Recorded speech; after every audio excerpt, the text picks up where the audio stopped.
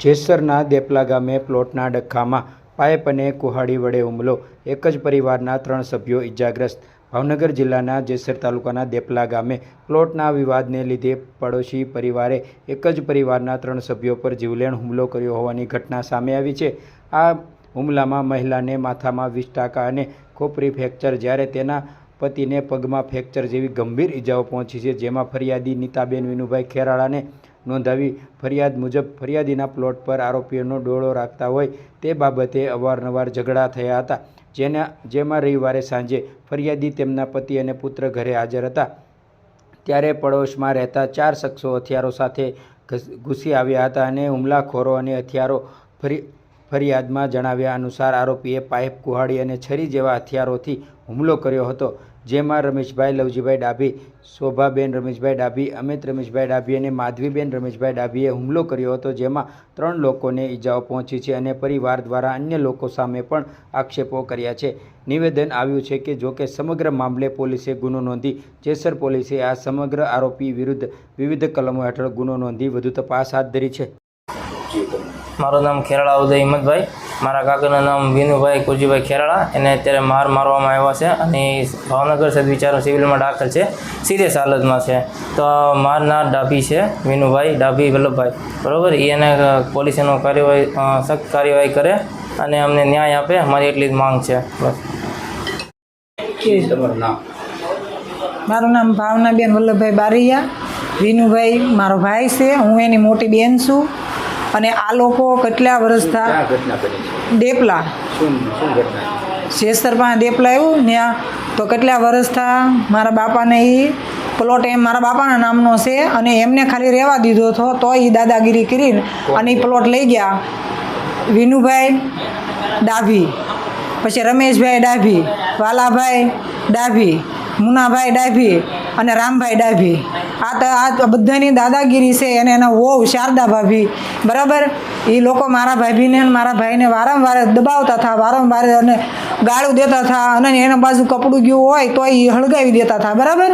તોય મારા ભાઈને મારા ભાભી કાંઈ બોલ્યા નહીં અને અમે બધા એમ કીધું કે ભાઈ આપણે થોડાક પ્લોટ હાડ થઈને કાંઈ બાંધવું નથી, તો આપણે સમજૂતી કરી લેવી। પ્લોટ મારા બાપાના નામનો છે, એક મારા દાદાના નામનો છે, બીજા મારા ભાઈના નામનો છે, બેયનો, તો એમને રહેવા દીધું, તોય દાદાગીરી કરીને અને બધા હપીને રહેતા હતા, તોય દાદાગીરી કરી અને અમે તો સમજવા તૈયાર જ હતા, અમે કોઈ બોલતા નહોતા, એ લોકો એટલી ટોર્ચર કરતા હતા।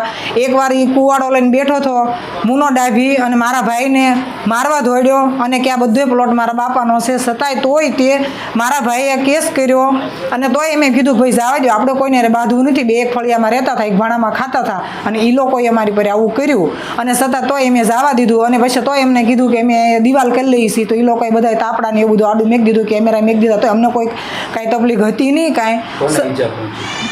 અત્યારે વિનુભાઈને, રમેશભાઈએ અને એના છોકરાએ, એની છોકરીએ અને એના વોવે એને દગો કરીને અને માર્યો, વાકો કામ કરતો હતો ત્યાં પાછળથી માર્યો એને, બરાબર, એને ખેલાઈ નહોતો કે મને મારવા આવે છે એમ, અને જઈને તરત સીધી પાયે પાટી ગયા રમેશભાઈ, બરાબર, મારા ભાઈને, એટલે મારો ભાઈ સીધો પડી ગયો એટલે એના વહુ, એની છોડી અને એનો છોકરો લાકડીએ મારવા મળ્યા, મૂંઢઘા બહુ માર્યો અને માથામાં બહુ વાગ્યું, એને તાળવામાં, પછી એક ગાલે વાગ્યું, એક નાકે વાગ્યું અને એક કપાળના ભાગે વાગ્યું, બહુ વાગ્યું અને મારી નાખવાના હિસાબેથી જ એને માર્યું। બાજુના બધા આડોશી પાડોશી આડા ગયા તો એમ કીધું કે તમે કોઈ આડા નહીં આવતા, કે અમારે મારી નાખવો છે અને અમારે જીવ તો રહેવા દેવાનો થતો નથી, આવડો છોકરો છે, એવડો એવો નાનો છે, આને રમેશભાઈએ પાઇપનો ઘા કર્યો અને રમેશભાઈની વોવે આને ધૂળ આંખમાં નાખી દીધી। એ તો સારું કર્યું ભગવાનની દયાથી કે એ છોકરીને આંખમાં કાંઈ થયું નહીં। હા, બીજાને થઈ છે ને, કહું છું ને, આ છોકરીને આંખમાં ધૂળ નાખી અને આ મારા ભાભી આમને એક પાછી પાયપ મારી, બરાબર, તો એ બેભાન થઈ ગયા, એનું માથું ફાડી નાખ્યું, બરાબર, હાથે માર્યું, કમરે માર્યું, છતાં તોય એમે કોઈ કાંઈ બોલ્યા નહીં, બરાબર। અને હજી વારંવાર તોય તે એવું કહે છે કે તમારે એવું બધું હોય તો તમે બધા આવી જાઓ, અહીં અમે સીવી એમ, પણ એ લોકો અત્યારે ઘરેથી તાળા દઈને વૈયા ગયા છે। પોલીસ ફરિયાદ કરી છે, હા, પોલીસ એનું કામ કરે છે, FIR કરી છે, પણ એ લોકો જે હાજર નથી થયા। બરાબર. અને આ લોકો બહુ અમને વારંવાર હેરાન કરે છે.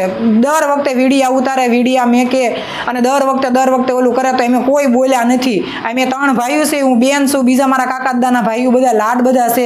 તો એ મારા ભાઈ વિનુભાઈ એમ કીધું કે આપણે બાંધવું નથી, આપણે પ્રેમથી બધું પતાવી દઈશું, આપણે કોઈ કાંઈ બોલવાનું થતું નથી, આપણે બધાને હારે રહેવું છે અને હારે બધા રહેવી છે પહેલેથી. એટલે અમે કોઈ બોલ્યા નહીં, અમે કોઈ દિવસ એને કાંઈ કહેવા ન ગયા કે નો અમે ઠપકો દીધો, કાંઈ નહીં. અને છતાંય મારા ભાઈને અને મારા ભાભીને દગો કરીને અને માર્યા. એને માર્યા, આ છોકરાને ઈજા પહોંચી, આ છોકરાને કાંઈ પણ થયું તો એને જવાબદાર કોણ રહેત? એટલે અમે એમ કહીએ છીએ કે આની માથે કડક ને કડક કાર્યવાહી કરે. અને આ લોકો અમને કર્યું એવું બીજાને કોઈને ન કરે. આવડા નાના બાળક હતા, મોટા તો બાંધ્યા બરોબર, તો આવડા બાળકનો શું વાંક હતો? એટલે આવડા બાળકને એ માર્યા. આ છોકરાને નથી ને, આ કદાચ આંખમાં વાગી ગયો તો આની જિંદગી કોણ સંભાળે? મારું એટલું જ કહેવાનું છે. આ લોકો બહુ દાદાગીરી કરે છે, ઘણા સમય થયા, 5 વર્ષ આ દાદાગીરી કરે છે. અને મારા ભાઈએ કેસ મેક્યો તો મારા ભાઈ કેસ જીતી ગયો અત્યારે, તોય એને જીસીબી લઈને પાડવાનું કીધું, તોય મારા ભાઈ એમ કીધું આપણે પાડવું નથી, હજી આપણે સમજૂતી કરી લઈશું. નકર પ્લોટ મારા બાપાનો કુરજીભાઈ અજમલભાઈ ખેરાળાના નામનો પ્લોટ છે, બધાય કહે છે, આખું ગામ કહે છે, બરાબર. એ લોકો સમજવા તૈયાર નથી. તો મારો ભાઈ વિનુભાઈ કુરજીભાઈ ખેરાળા એમ કહે છે કે આપણે સમજૂતી કરી લઈએ, આપણે હજી બાંધવું નથી. કોઈ પણ માણસને મકાન પડાય નહીં, ભલે મારા બાપાના નામનો પ્લોટ રહ્યો, આપણે શાંતિથી પતાવી દઈએ. તો એને શાંતિથી ન પતાવ્યું અને મારા ભાઈને અને મારા ભાભીને ઈજા પહોંચાડી છે. એટલે આની માથે મારે કડક ને કડક કાર્યવાહી જોઈ છે. કાલ મારા ભાઈના છોકરા ઉપર કર્યું એવું કોઈના છોકરા ઉપર કરે નહીં. કાલે આ છોકરાની જિંદગી બગડી ગઈ હોત, આનું જવાબદાર કોણ રહેત? અને વિનુભાઈ અને મુનાભાઈ અને રામભાઈ તો બહુ જ તે બહુ વિડીયા બહુ એવા મૂકે અમારા બાજુ, બધું ખરાબ બોલીને અને અમને બહુ હેરાન કરવાનું કરે. એમ કે અમે 3 જેલમાં જઈશું તો 1 જણો અમે ખતરો વાહે રહીશું, એવા તો અમને એ વિડીયા એ લોકો મોકલે છે. છતાંય અમે કાંઈ બોલતા નથી. અમને એમ થયું કે ભાઈ ભારુની જેમ રહ્યા છે ને ભારુની જેમ અમારે રહેવું છે, છતાંય અમારી પર આવો દગો કર્યો છે.